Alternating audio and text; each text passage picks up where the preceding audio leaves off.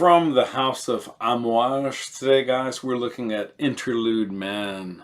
Thanks for joining me here on my channel, Stephen Sturgill. I'll be your host for the next few minutes. I want to make a quick apology for the last video. I went way too long and sounded a little ranty at times on that review. That was on, just had it here in front of me. That was on a Herod by Parfums de Marly. But today, guys, we're looking at a totally different house. We're looking at this guy, Amouage Interlude Man. I got this off eBay from one of the very best and most highly trusted sellers, and we're going to get into this here in a jiffy. First, the nose. Obviously, it's a very famous house in the sort of pseudo niche, pseudo designer realm. It's debatable whether they're truly a small designer or a really big niche house. I'll let you be the judge of that. Nose on this was a very famous, quite famous French nose, Pierre Negrin, or Negrin if you don't want to say it in the Parisian or Parisian style, which is correct, but if you're non-French speaking, I guess that makes sense. From the house of Amouage, she's done 4 of their fragrances, and I'm not going to list everything he's done. It would take too long. Briefly, he's done CK1 Summer and Platinum Edition. He did David Beckham Homme, Donna Karan, Be Delicious Men, Elizabeth and James, Nirvana Black, which is a really beautiful throwback to a lighter, those high dollar lighters, and also Nirvana Black Perfume Oil. He's done some really interesting Hermenegildo Zegna. Oh, I'm not sure if I'm saying that right. Or is it Hermenegildo? Probably Hermenegildo. Yeah. What am I saying? Hermenegildo Zegna from Italy. He did Florentine Iris, Italian Bergamot, Sicilian Mandarin, Javanese Patchouli, and one I really want to one I have been wanting to really get my nose on, and that is Indonesian Oud. I've heard some really good things about it. Also Zegna, I've heard some good things about that. That's going way back to 05 respectively. It's funny how time flies, right? He's done some Joe Malone London, including London Rain, White Jasmine, and Mint. Orris and Sandalwood, limited it, but that sounds really interesting. And Orris and Sandalwood Standard Edition. I'm not sure what the difference is between the limited. It's got a purple, violet, blue bottle as opposed to all black. So I'm guessing there's something in there like violet or prunes or grape, something to connote that color. Some of this Claiborne, Curve Crush, Polo Black, and Ralph Hot. Never have smelled that. Wouldn't mind getting my nose. Well, that's a female, my bad. Still wouldn't mind smelling it, but that's a female. I did Reem Acra for women, Reem Acra Eau de Parfum, Unforgivable, Sean John, well received in the frat community for the most part. Valure Absolue, Joie Éclat, Sérénitude, and Sensualité. Very cool bottles. Those have clear juices, as far as I can tell, or very lightly colored at any rate. And they have some kind of little stones in the base, and all the stones are different colors, or maybe they're pearls. I don't know what they are. Very cool presentation on those. Bottles are somewhat very minimalist, but pretty cool, nifty, crafty presentation. I digress. Back to the parfum, perfume. Okay, as we all know, the Amouage bottles are, I believe they're made out of the United Arab Emirates, UAE. I could be wrong. Correct me if I'm wrong. Beautiful bottles. They're more or less square or rectangular and have these gorgeous sort of wide-brimmed, highly polished gold caps with a little sort of pearl inserts. Not real pearls, but like plastic dots or stone cylindrical things as accent markers in the center, and then they have kind of an Arabic sun with like ends of the sword handles going all the way around. Okay, you can look it up online. What? Oh, that must be my phone. I apologize. I'll get back to that person in a second. Okay, well, the good, the bad, and the ugly.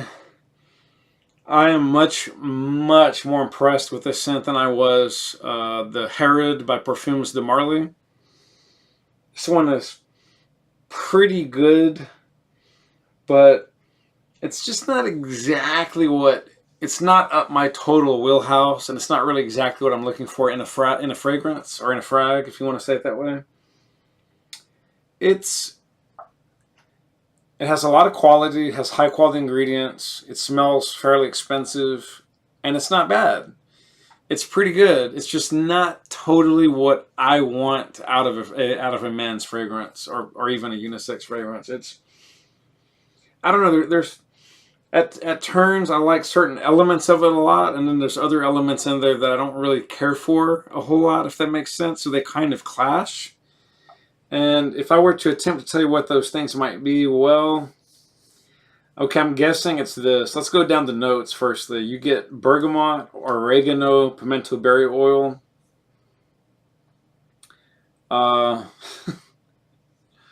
amber, frankincense, opopanax, cistus, and myrrh.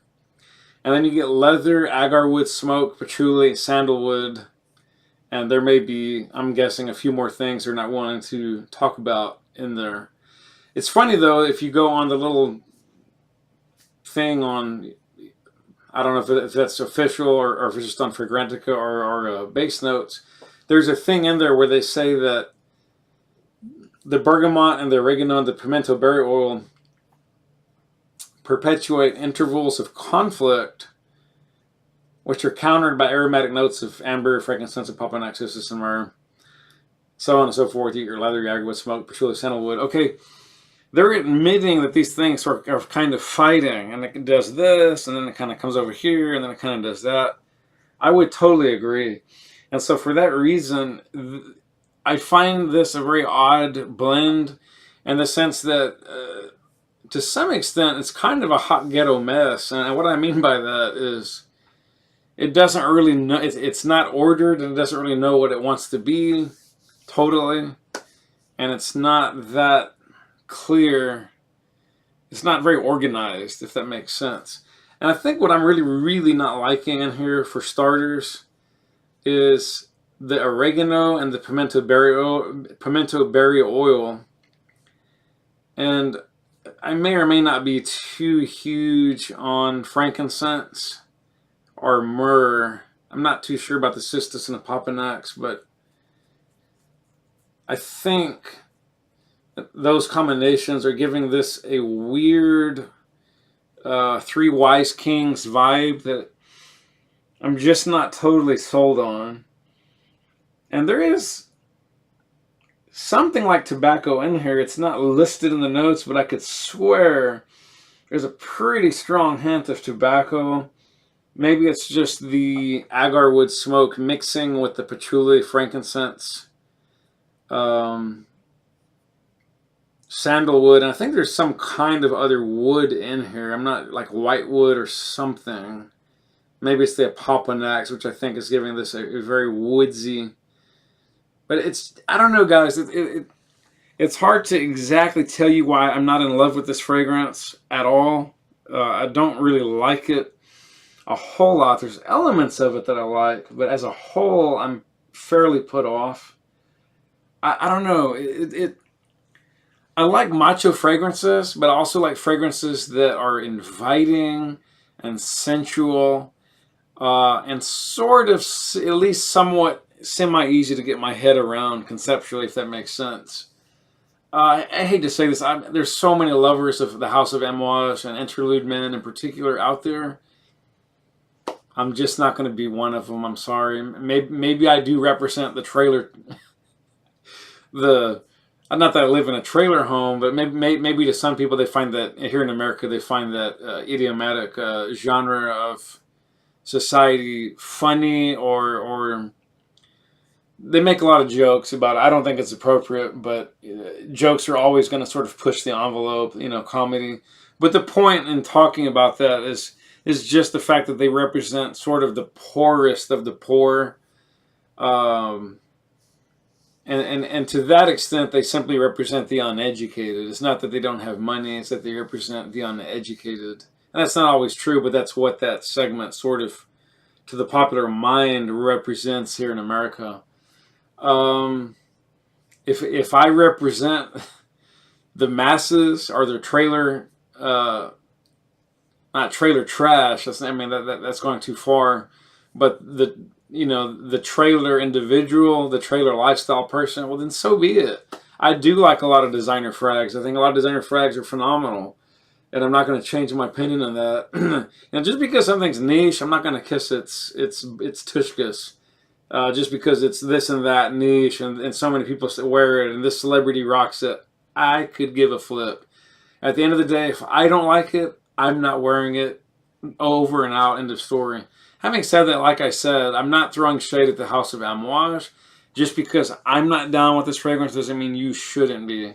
It does smell elite. It smells high quality. It smells like they're giving you a very interesting blend. I could definitely see some people liking this quite a bit. I'm just not one of them. And I'm going to leave it alone at that. I'll keep on trying other Amouage fragrances, and we'll see. Maybe I'll hit one that I fall in love with. Until then, I'll always have the House of Creed to fall back onto if need be.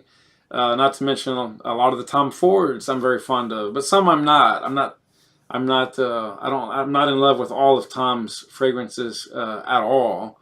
But some of them are simply phenomenally, fairly stunning. I do think for the money, I think that a lot of the Comme des Garçons represent such tremendous value for the frag head and frag lover, because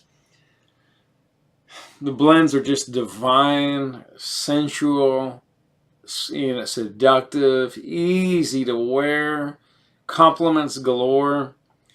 Yeah, it's just hard to go wrong. And I think also some of the Robert Piguet also are simply phenomenal. Be careful with the oud, though. The oud is barnyard funky, and it's a powerhouse beast. So spray that one if you get it, or buy it with extreme conservative emphasis and caution. But I mean, there's lots of great frags out there. I mean, if I'm going to do designer guys, I'm probably going to easily rock a Salvatore Ferragamo, or maybe Carolina Herrera. Anything that she does, I typically adore. But if I want something a little more niche-y designer, I'm going to reach for my Atkinsons, our Van Cleef and Arpels, excuse me. If I want something uber high-end and ultra luxurious, I might reach for, let's see, where did I put her? I might reach for something like the House of Matriarch, Black #1.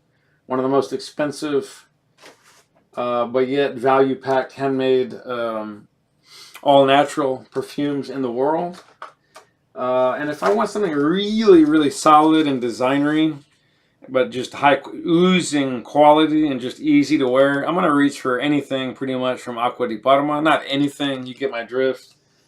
If I missed one. The one I meant to say when I said if I want to reach for something extremely high dollar besides the Black Magic is pretty much anything that's unisex or man by the house of Annick Goutal, Paris. 1001 Oud, which is 1001 Ouds. This is just spectacular. Guys, if you want to get your nose in something that's mind-bogglingly luxurious and sumptuous, it just screams Parisian quality, French quality at the highest level, you'd be hard-pressed to do better than Annick Goutal. There's lots of others. You could go Fendi, you could go Chopard. There's so many. You could go House of Yves Saint Laurent, M7 Oud, or any of the other, Homme Libre, or was it Nuit, the Homme Intense, or whatever it is. Anyways, that's going to do it. I've rambled on too long. It's been a long day. I bid you adieu, au revoir, and I will see you à la prochaine fois. Thank you so much, guys, for joining me here on my channel and my episode. Hope it didn't bore you to death. Sorry to let you down, you Amouage Interlude lovers, I'm not mad at you. Please don't be mad at me.